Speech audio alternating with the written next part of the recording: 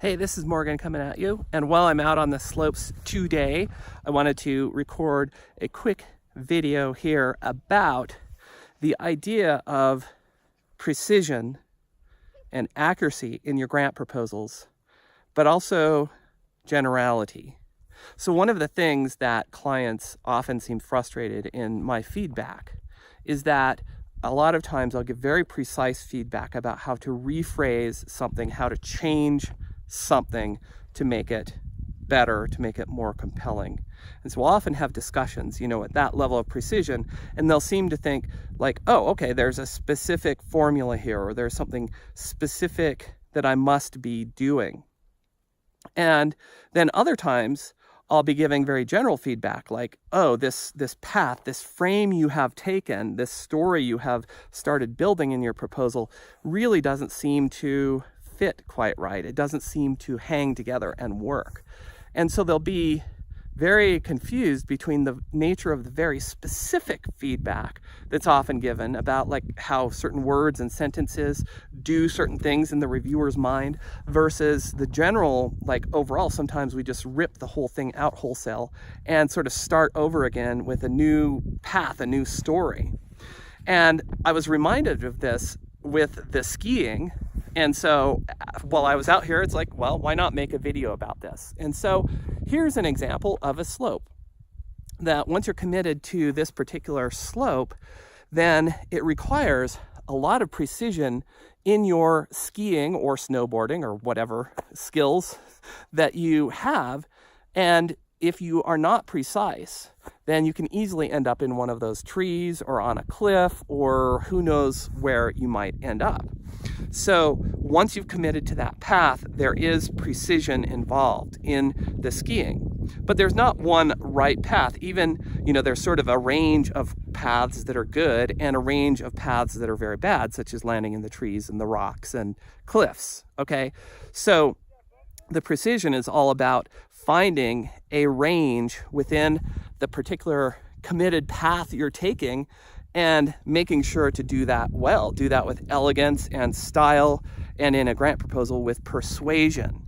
And so once you've committed to a path, yes, there's a lot of precision involved, but there's still also play. There's still also room to move in what works and what doesn't. So often, even when I'm giving that more precise level of feedback, it really is about experimenting with different paths down the slope, different paths through your grant proposal that might work better than others, that might prevent you from landing in a tree or flying off a mogul and going headfirst into a snowdrift or whatever kinds of things you might do, perhaps in your grant proposal. Whoa, speaking of which, I'm like unstable here. So in any case, the big picture stuff though is like choosing the route in the first place. So I happen to know this area of this ski resort, and it's kind of steep. It's not the steepest area here, but it's kind of steep and it has lots of trees. And if I didn't know it, it would be possible that if I just go down some path and commit to a path, that I might end up at a cliff and have to take my skis off and like hike back up, which really sucks. That's happened to me a few times in my life. Usually I've avoided that. It even sucks more if you just go flying off the cliff, but hopefully you don't do that. I've never done that personally. So what we want to do is understand in a grant proposal, it's that same thing. Like there's that big picture, like the path of the story that we commit to, the initial frame we create in the story, and that therefore in the reader's mind about what this is about, and how we lead step by step from that initial frame down to the point where we have really established a strong reason why these specific aims or the specific things that we're proposing to do are compelling and awesome and hang together. So that is a real nuanced and very precise path. There isn't one way through that path, but there are a lot of ways to do it wrong and get off track and go off in the weeds. And on the flip side, sometimes we start off on a path like that and we end up totally at a cliff. It just doesn't work. The path doesn't go through. And then we have to say, okay, this path sucks. Even though we tried to precisely wind our way down, this path is not the right path. And then we have to back it out and start down a different path. And that's when I often, do give that wholesale advice to let's just start this story over again.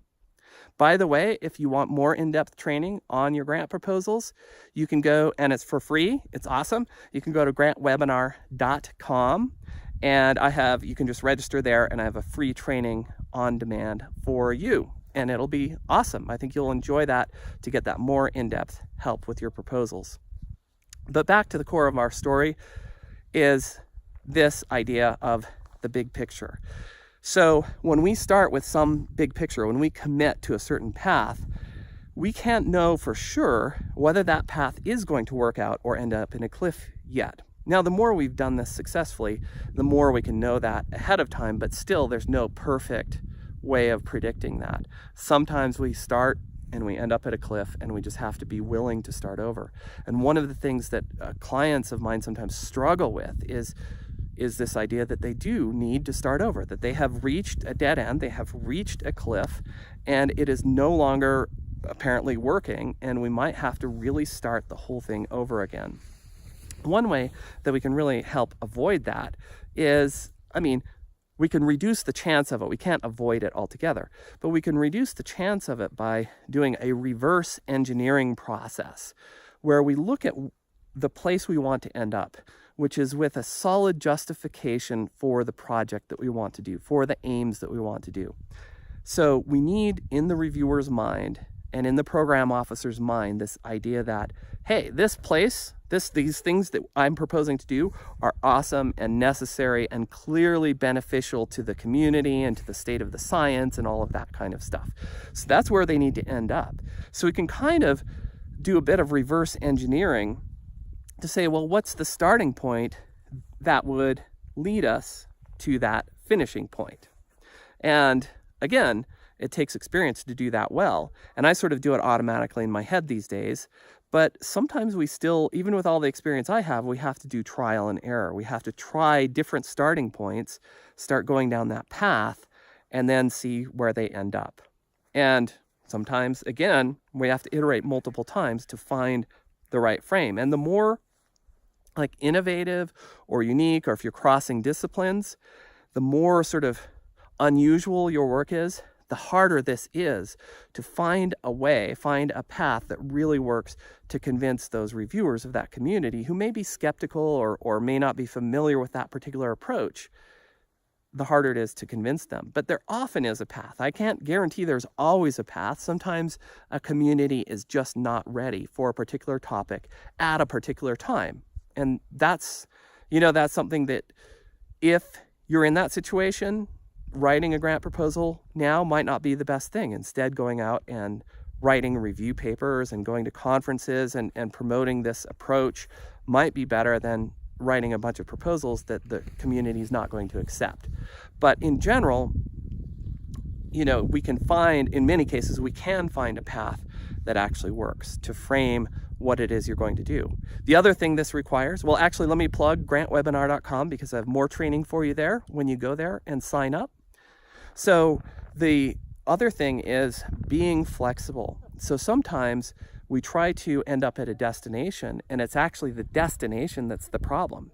Perhaps there's no good way to get there if we're considering what the community is willing to accept at that particular point in time. So sometimes we even have to change the destination. In other words, we have to change the actual nature of the work that you're proposing to do in order to get you there. And that is tough for a lot of people because a lot of us get attached. Like in my early career, I was very attached to I have these methods and I have these approaches and this is what I'm going to do and they just need to fund me for it. And I was a horrible grant writer and all of that stuff. So even if I'd known how to do it right, I don't know if I could have sold that because it just wasn't what the community wanted at that time.